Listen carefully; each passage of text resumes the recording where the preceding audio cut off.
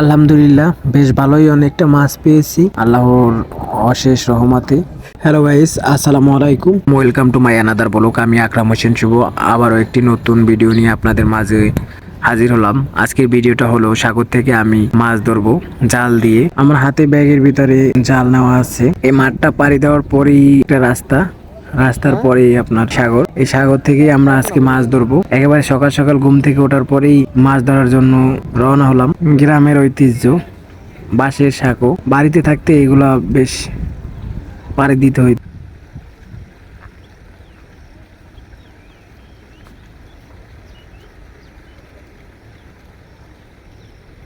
এই রাস্তাটা পারানোর পরে ওপারে সাগর।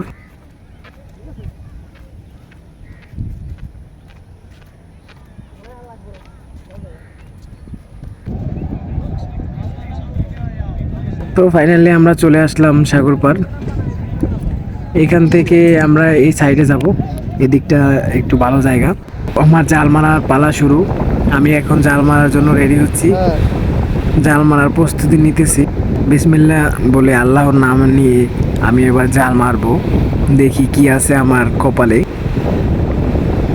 বেশ ভালোই জালটা পড়লো।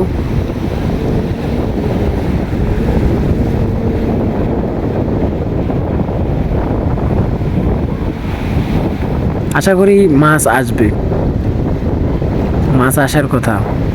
পানি জোয়ার মনে হইতেছে, দেখি কি মাছ আসে।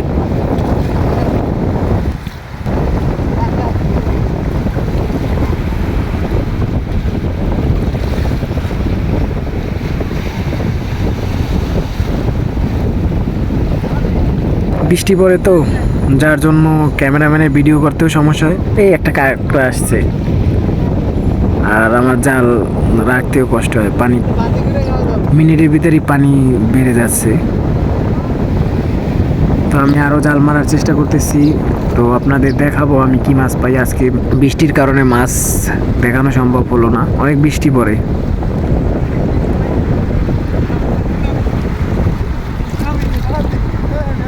আর পানি এই দেখলাম এখানে ফাঁকা জায়গা, তো এখনই পানি চলে আসছে।